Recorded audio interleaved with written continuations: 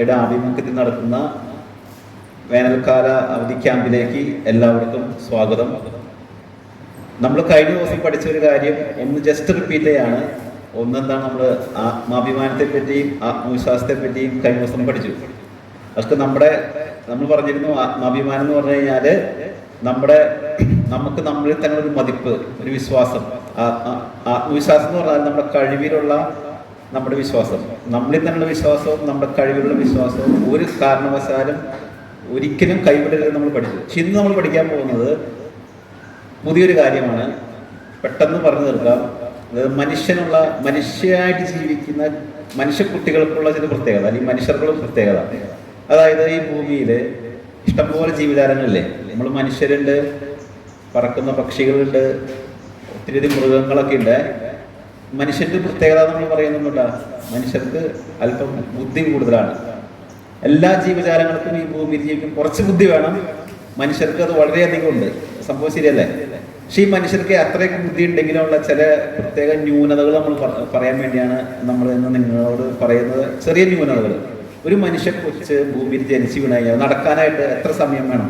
നടന്നു തുടങ്ങാനായിട്ട് ഒരു കൊച്ചുകുട്ടി ജനിച്ചു കഴിഞ്ഞാൽ നടക്കാനായിട്ട് ഏകദേശം എത്രാമത്തെ വയസ്സാണ് നടന്നു? ഒരു വയസ്സാവില്ലേ? ഒരു വയസ്സാവുമ്പോൾ നടന്നു തുടങ്ങും.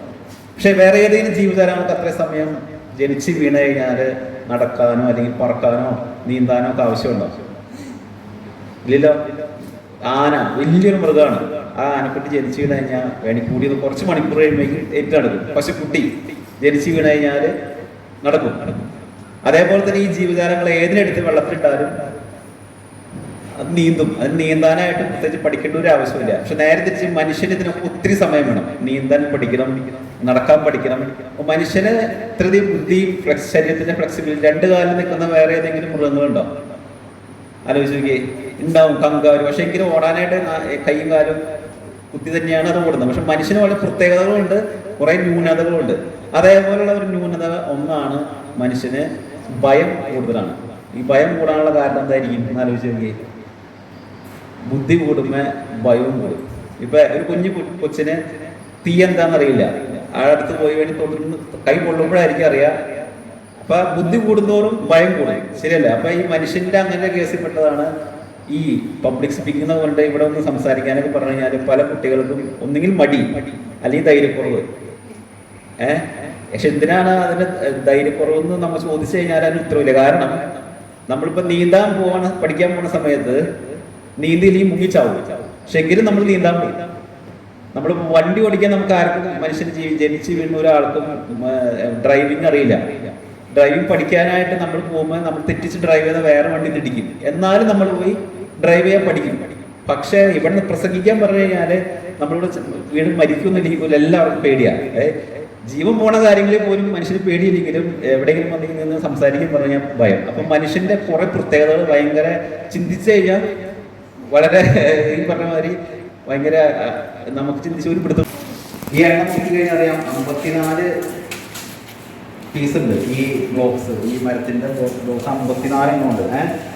അപ്പൊ ഏറ്റവും താഴെ ഉദാഹരണം ഇപ്പൊ 54 നിങ്ങൾ ഇതിനകത്താണ്. 51 തെരഞ്ഞെടുത്ത സമയത്ത്. അപ്പൊ ഇതാണ് ഗെയിം. അതായത് നിങ്ങൾ 51 ഇവിടെ ഉണ്ട്, 52 ഇവിടെ ഉണ്ട്. അപ്പൊ ഏറ്റവും താഴെ 3 കട്ട ഇങ്ങനെ വെക്കണം. നമ്മൾ ഈ മതിലൊക്കെ പണിയുന്ന ശ്രദ്ധയായിട്ടുണ്ടാവും. ഇങ്ങനെ വെച്ച് പിന്നെ 2-3 ഇങ്ങനെ വെക്കും.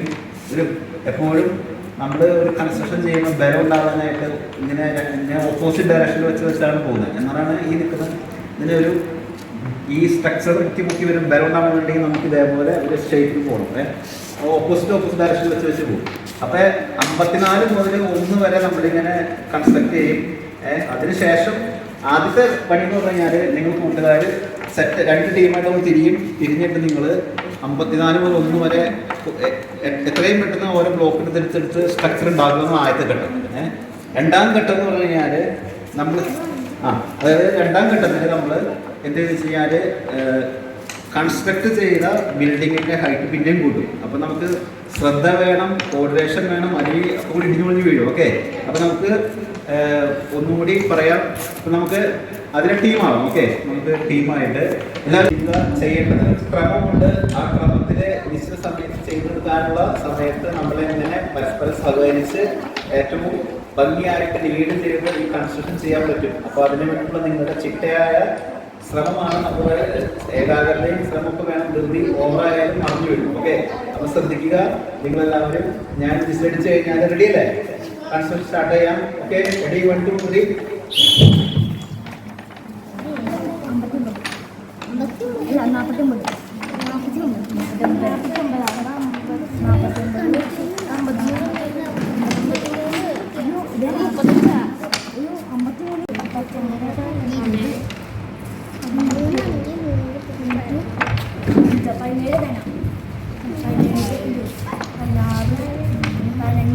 പരമാവധി ശ്രമിക്കുക. കഴിഞ്ഞു.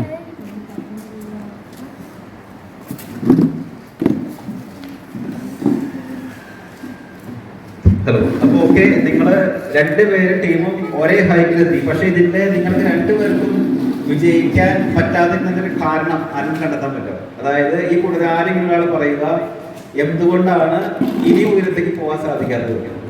കൂടെ കളിച്ച ലൂയി പറഞ്ഞ ഒരു അഭിപ്രായം, നടുക്കുള്ളത് വെച്ചിട്ട് സൈഡിലുള്ളത് എടുത്തിരുന്നെങ്കിൽ ഇനി ഉയരം കൂട്ടാമായിരുന്നതാണ്. അത് മനസ്സായ കാര്യങ്ങളുണ്ടാവും. ഉദാഹരണത്തിന്, അതായത് ഇപ്പോൾ ഒരു കൺസ്ട്രക്ഷൻ ഇവിടെ നിൽക്കാണ്. നമ്മളിപ്പോൾ എക്സാമ്പിൾ കാണിക്കുന്നത്.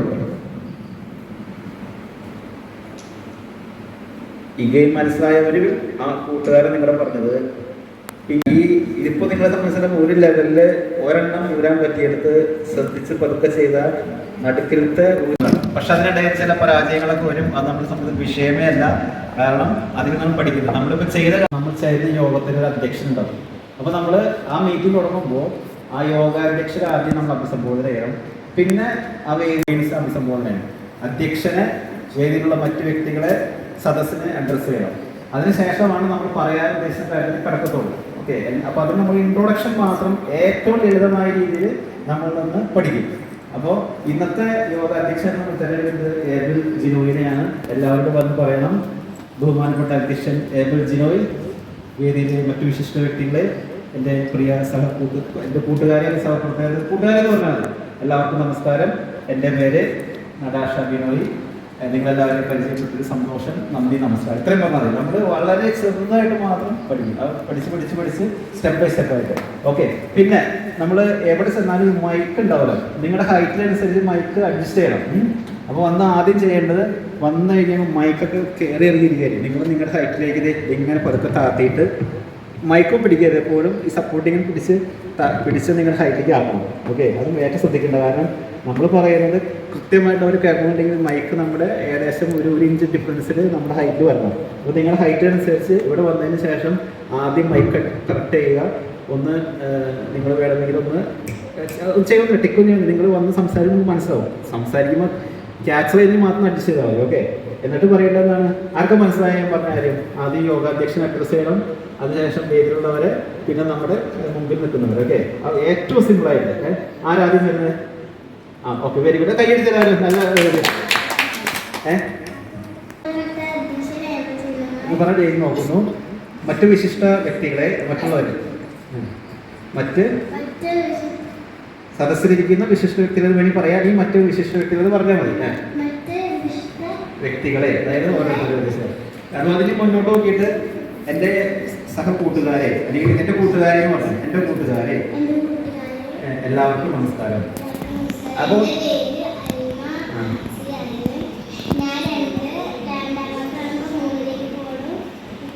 എല്ലാവരും പരിചയപ്പെട്ട സന്തോഷം, നന്ദി. ഓക്കെ, അപ്പം എന്താ കഴിച്ചേ? ആദ്യമായിട്ട് അധ്യക്ഷൻ ഏബിൾ ജിനോയ്, വേദിയിലിരിക്കുന്ന വിശിഷ്ട വ്യക്തികളെ, എൻ്റെ പേര് എല്ലാ റോസ്റ്റിറ്റോ. എനിക്ക് ഈ പരിപാടിയിൽ പങ്കെടുക്കാൻ പറ്റിയപ്പോൾ വളരെയധികം സന്തോഷമുണ്ട്. നന്ദി, നമസ്കാരം. ഏബിൾ ജിനോയ്, മറ്റ് വിശിഷ്ട വ്യക്തികൾ, എൻ്റെ കൂട്ടുകാരെ, എൻ്റെ പേര് എലിസബത്ത് ജിനോ. എനിക്കിവിടെ വന്നതിൻ്റെ സന്തോഷം.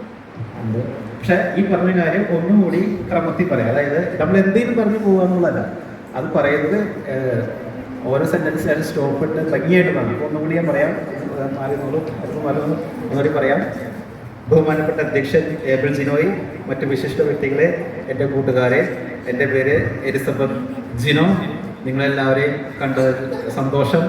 നന്ദി, നമസ്കാരം. അതാ നമ്മളിപ്പോൾ പഠിക്കുന്നത് എങ്ങനെ അഡ്രസ്സ് ചെയ്യുന്നത് മാത്രമാണ്. ബാക്കി നമ്മൾ പിന്നെ പഠിക്കും. അപ്പോൾ പറയുന്ന കാര്യം ഓരോ സെൻറ്റൻസേഷൻ ഗ്യാപ്പിട്ട് കോൺഫിഡൻ്റ് ആയിട്ട് പറയുക. ഓക്കെ, എത്ര പ്രാവശ്യം റിപ്പീറ്റ് ചെയ്യുന്ന ഒരു കുഴപ്പമില്ല. റിപ്പീറ്റ്.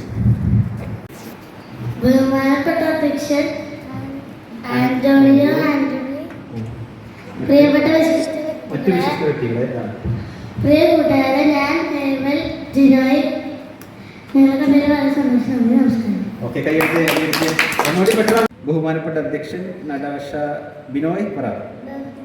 അതായത് സ്ത്രീകളാവും അധ്യക്ഷ എന്ന് പറയണ്ട, അധ്യക്ഷൻ. ബഹുമാനപ്പെട്ട അധ്യക്ഷ നടാഷ ബിനോയ് പറഞ്ഞ്. ബിനോയ്, നടാഷ ബിനോയ്. മറ്റു വിശിഷ്ട വ്യക്തികളെ അവർ നോക്കി. മറ്റു വിശിഷ്ട വ്യക്തികളെന്ന് പറഞ്ഞ്.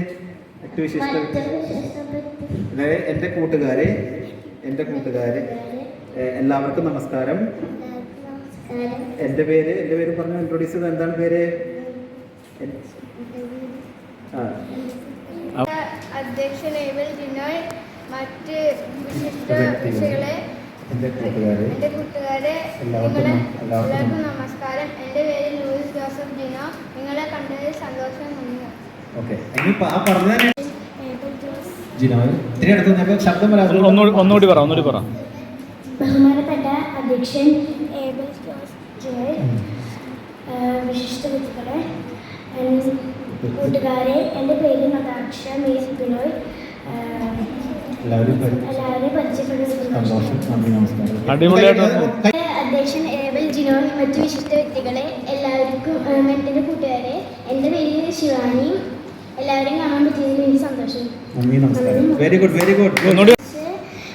ശിവാനി, മറ്റു വിശിഷ്ട വ്യക്തികളെ, പ്രിയ കൂട്ടുകാരെ, എല്ലാവരെയും കണ്ടതിൽ നല്ല സന്തോഷം. എൻ്റെ പേര് അൽമ അൽമിൻ. ഞാൻ 2ാം ക്ലാസ്സിൽ പഠിക്കുന്ന 3ലേക്ക്. നന്ദി, നമസ്കാരം. Very good. മറ്റു വിശിഷ്ട വ്യക്തികളെ, എൻ്റെ പ്രിയ കൂട്ടുകാരെ, എല്ലാവർക്കും നമസ്കാരം. എൻ്റെ പേര് അന്റോണിയോ. ഞാൻ 2ാം ക്ലാസ്സിൽ പഠിക്കുന്നതാണ്. Very good. കൈയടിച്ചേ. ബഹുമാനപ്പെട്ട അധ്യക്ഷൻ പിന്നെ വിശിഷ്ട വ്യക്തികളെ, എൻ്റെ പ്രിയ കൂട്ടുകാരെ, നിങ്ങളെ കണ്ടതിൽ എനിക്ക് വളരെയധികം സന്തോഷമുണ്ട്. എൻ്റെ പേര് ഡിയോൺ കെരിറ്റോ. നന്ദി. ഓക്കെ, പക്ഷേ ഇത് തന്നെ നമ്മൾ മുമ്പ് ഇൻട്രോഡക്ഷനായി പറഞ്ഞ കാര്യം റിപ്പീറ്റ് ചെയ്യുകയാണ്. ഒരു മനുഷ്യനായിട്ടുള്ള ഒരു കുട്ടി ജനിച്ചു കഴിഞ്ഞു കഴിഞ്ഞാൽ നീന്താൻ നമ്മൾ മറ്റു മൃഗങ്ങളെ പോലെ, പക്ഷികളെ പോലെ വെള്ളത്തിലിട്ടാൽ നമുക്ക് നീന്താൻ പറ്റില്ല. പഠിക്കുക തന്നെ വേണം. അതുപോലെ തന്നെ മനുഷ്യന് വേറെ ഇപ്പം അത്യന്താപേക്ഷിതമായ സംഭവം ഡ്രൈവ് ചെയ്യുക എന്നുള്ളത്. അതും നമ്മൾ പഠിച്ച് മാത്രമാണ് നമുക്ക് ഡ്രൈവ് ചെയ്യാൻ നമുക്ക് ജന്മന അതിന് സിദ്ധിയില്ല. അതുപോലെ തന്നെ ഒരു കാര്യമാണ് ഈ പ്രസംഗ പരിശീലനം. ശരിക്കും നമുക്ക് അത് നമ്മൾ ജീവിക്കാൻ വേണ്ടി അത്ര അത്യാവശ്യമുള്ള കാര്യമല്ല പ്രസംഗിക്കാറുള്ളത്. ഓക്കെ, പക്ഷേ നമ്മളിപ്പോൾ ഈ സമൂഹത്തിൽ ഓരോ കാര്യങ്ങൾ അറ്റൻഡ് ചെയ്യുമ്പോൾ പല സന്ദർഭത്തിലും ഉപയോഗിക്കേണ്ടി വരും. അതിനും ഈ നീന്തൽ പഠിക്കുന്ന പോലെയും ഡ്രൈവിംഗ് പഠിക്കുന്ന പോലെയും പഠിക്കാവുന്ന ഒരു കാര്യമാണ് പ്രസംഗം. ഓക്കെ, നമ്മളിപ്പോൾ ഇരുന്നത് ഇൻട്രോഡ്യൂസ് ചെയ്യുന്നതിന് പഠിച്ചു. ഇതിൽ കൂടുതലൊന്നും നമ്മളൊന്നും ചെയ്യാൻ പോകുന്നില്ല. നമ്മൾ വേറെ ഗെയിമുകൾ ചെയ്യും. അപ്പോൾ പറഞ്ഞു വന്നത് ഒരു ക്രമം നമ്മൾ മനസ്സിലാക്കി കഴിഞ്ഞാൽ വളരെ ഭംഗിയായിട്ട് നമുക്കിത് ഏത് വേദിയിലും പ്രസംഗിക്കാൻ സാധിക്കും. ഓക്കെ, നമ്മളെ സംബന്ധിച്ചിടത്തോളം വന്നതെന്ന് സംസാരിക്കുക, ഉദ്ദേശിച്ച കാര്യം കമ്മ്യൂണിക്കേറ്റ് ചെയ്യുക, ഇറങ്ങിപ്പോവുക, അത്രേ ഉള്ളൂ. അതിനപ്പുറത്തേക്ക് നമ്മൾ ചിന്തിച്ച് കൂട്ടുന്ന നമ്മുടെ ഈ പറയുന്ന ചെറിയ ഭയം കാര്യങ്ങളുള്ളൂ. അല്ലാതെ ഇതൊന്നും വലിയ കാര്യമല്ല. 1 പ്രാവശ്യം ചെയ്ത്, 2 പ്രാവശ്യം ചെയ്ത്, 3 പ്രാവശ്യം ചെയ്ത് നമുക്ക് ഈസി ആയിട്ട് ചെയ്യാൻ പറ്റും. ഓക്കെ, വലിയ പ്രസംഗികനാകുന്നതല്ല. നമുക്ക് ഏത് വേദി കിട്ടിക്കഴിഞ്ഞാലും പറയാൻ ഉദ്ദേശിക്കുന്ന കാര്യം പറഞ്ഞ് ഇറങ്ങി പോകാനുള്ള ഒരു ധൈര്യം നമ്മൾ ഉണ്ടാക്കിയെടുക്കും ഈ പ്രോഗ്രാം. ഓക്കെ.